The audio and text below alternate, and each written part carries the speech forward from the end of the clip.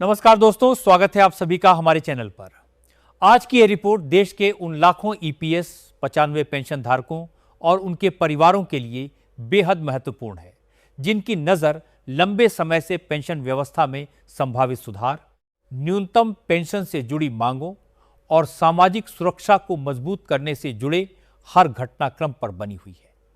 सेवानिवृत्ति के बाद मिलने वाली पेंशन किसी व्यक्ति के लिए केवल हर महीने खाते में आने वाली राशि नहीं होती, बल्कि उसके वर्षों के परिश्रम, भविष्य की आर्थिक सुरक्षा और सम्मानजनक जीवन का महत्वपूर्ण आधार होती है।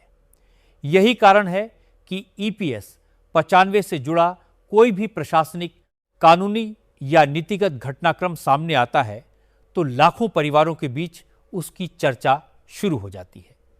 आज हम इसी पूरे विषय को एक व्यापक नजरिए से समझेंगे और उन महत्वपूर्ण पहलुओं को सामने रखेंगे जिन पर पेंशन धारकों, कर्मचारियों, संगठनों और संबंधित संस्थाओं की नज़र बनी हुई है। यदि आप पहली बार इस चैनल पर आए हैं तो चैनल को सब्सक्राइब कर लीजिए और वीडियो को लाइक करके उन लोगों तक भी पहुंचाइए जिनके लिए पेंशन से जुड़ी जानकारी उपयोगी हो सकती है। चैनल को संबंधित ईपीएस 95 यानी कर्मचारी पेंशन योजना 1995 देश की संगठित क्षेत्र की सामाजिक सुरक्षा व्यवस्था का एक महत्वपूर्ण हिस्सा है।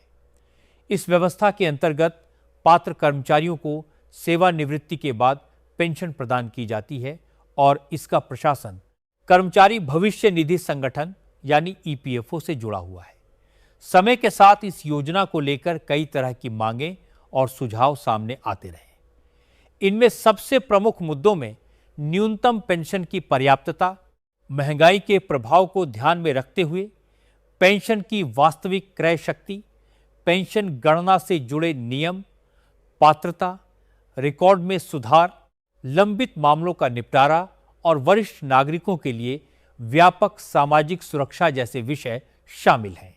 इन मुद्दों को लेकर अलग अलग समय पर पेंशन धारक संगठनों ने सरकार और संबंधित विभागों के समक्ष अपनी मांगें रखी हैं।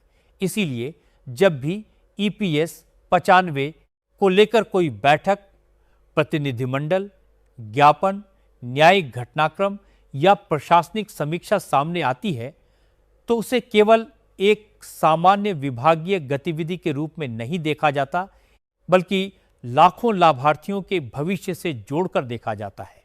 ईपीएस 95 से जुड़े सबसे संवेदनशील विषयों में न्यूनतम पेंशन का मुद्दा लंबे समय से प्रमुख रहा है।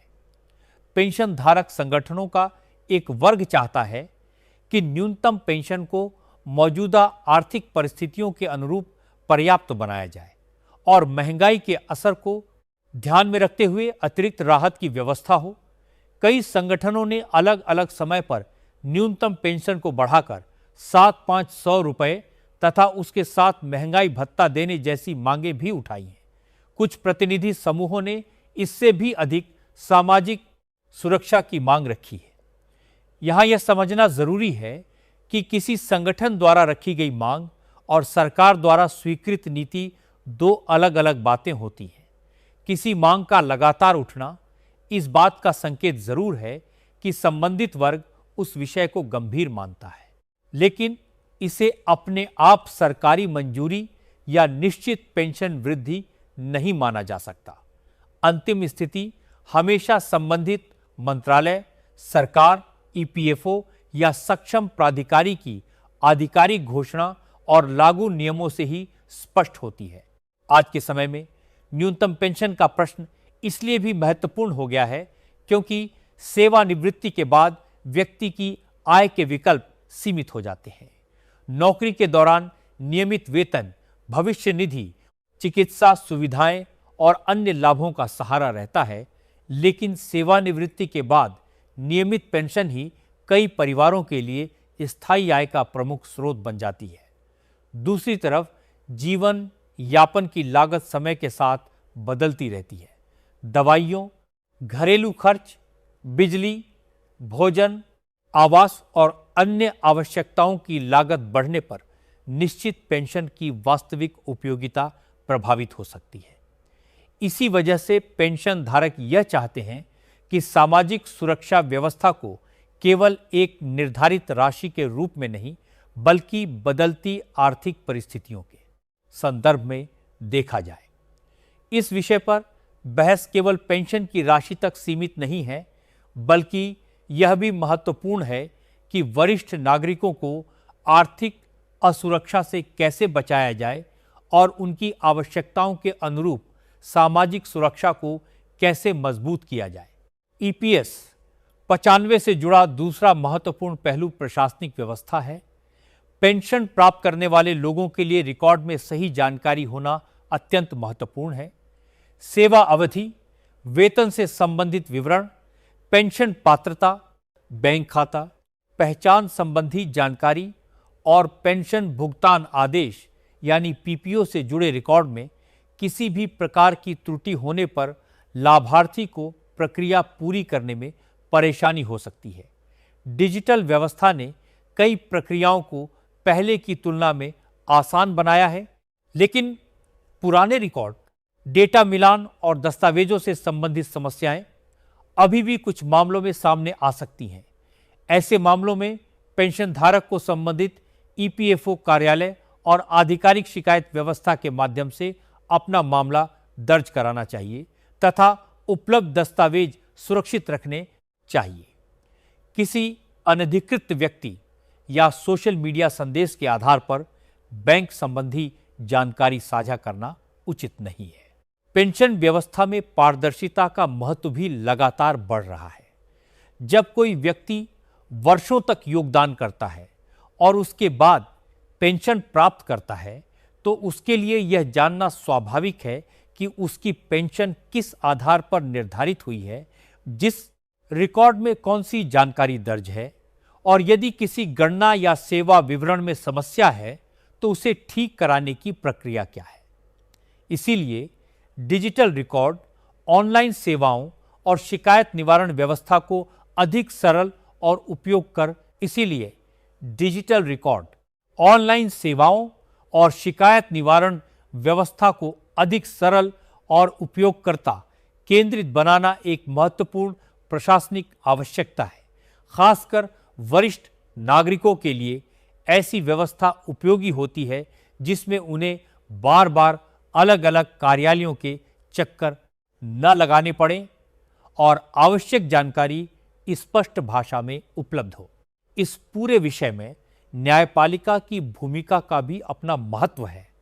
पेंशन से जुड़े विभिन्न मामलों में न्यायालयों के सामने अलग अलग कानूनी प्रश्न आते रहे हैं, लेकिन किसी विशेष मामले में न्यायालय द्वारा की गई टिप्पणी, किसी याचिका पर सुनवाई या किसी अंतरिम आदेश को सीधे पूरे देश के सभी पेंशन धारकों के लिए पेंशन वृद्धि का अंतिम निर्णय मान लेना सही नहीं होगा।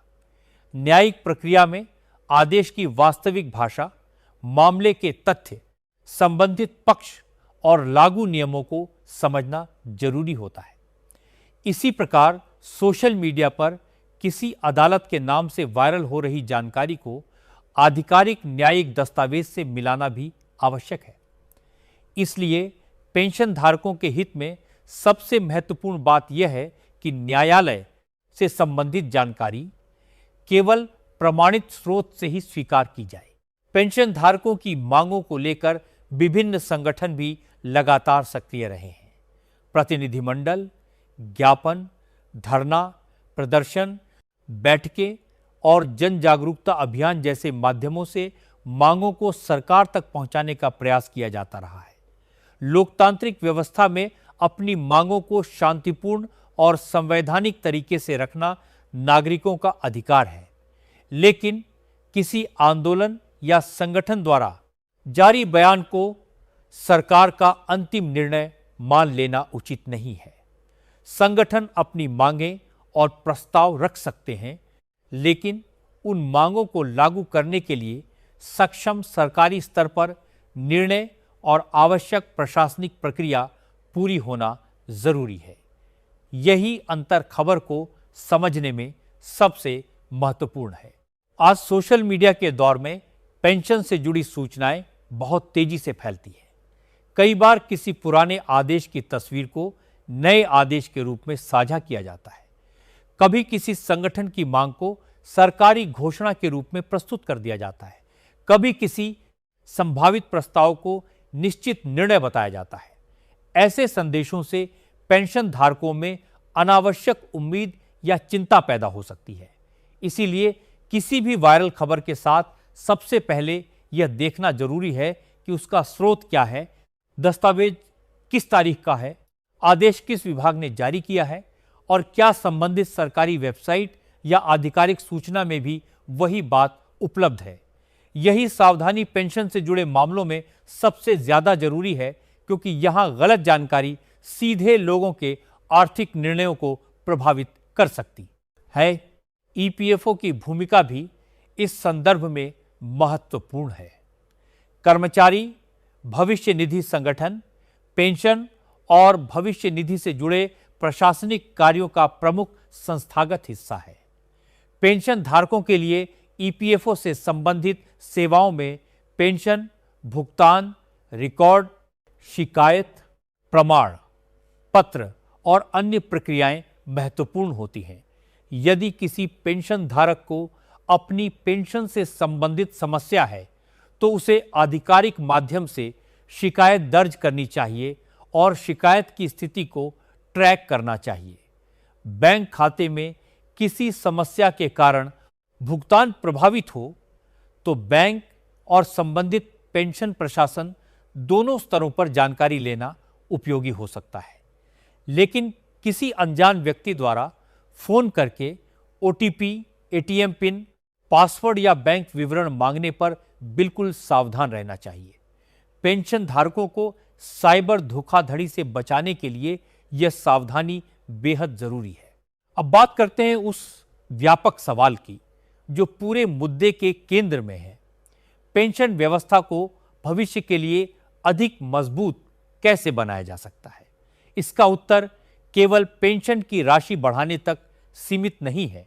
एक प्रभावी सामाजिक सुरक्षा व्यवस्था के लिए पर्याप्त पेंशन, महंगाई के प्रभाव का ध्यान, समय पर भुगतान, पारदर्शी रिकॉर्ड, आसान शिकायत निवारण, डिजिटल और ऑफलाइन दोनों प्रकार की सहायता, वरिष्ठ नागरिकों के लिए सुविधाजनक प्रक्रिया और वित्तीय रूप से टिकाऊ व्यवस्था जरूरी है।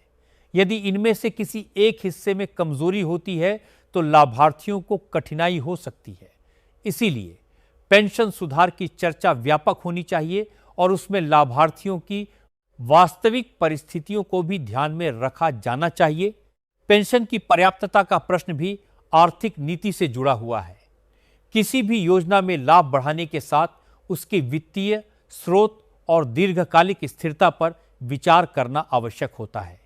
सरकार और संबंधित संस्थाओं को यह देखना पड़ता है कि किसी बदलाव का वित्तीय प्रभाव क्या होगा, योजना की देनदारियां कितनी हैं, योगदान और भुगतान का संतुलन कैसा है और लंबे समय तक व्यवस्था को कैसे चलाया जा सकता है। इसलिए पेंशन धारकों की मांगों का महत्व अपनी जगह है, लेकिन किसी भी बड़े बदलाव के लिए वित्तीय और प्रशासनिक परीक्षण भी आवश्यक होते हैं। यही कारण है कि किसी प्रस्ताव पर चर्चा होने और उसे लागू करने के बीच कई चरण हो सकते हैं। देश में वरिष्ठ नागरिकों की संख्या और उनकी आर्थिक जरूरतें बढ़ने के साथ सामाजिक सुरक्षा का महत्व भी बढ़ रहा है। सेवानिवृत्ति के बाद व्यक्ति केवल पेंशन पर निर्भर नहीं रहता, बल्कि स्वास्थ्य, आवास, परिवार की आर्थिक स्थिति और अन्य सामाजिक जरूरतें भी उसके जीवन को प्रभावित करती हैं। इसीलिए पेंशन व्यवस्था को व्यापक वरिष्ठ नागरिक कल्याण के साथ जोड़कर देखने की आवश्यकता है। नियमित और पर्याप्त आय के साथ सस्ती स्वास्थ्य सुविधाएं, वित्तीय जागरूकता, डिजिटल सहायता और सरकारी योजनाओं तक आसान पहुंच भी वरिष्ठ नागरिकों की सुरक्षा में महत्वपूर्ण भूमिका निभाती है।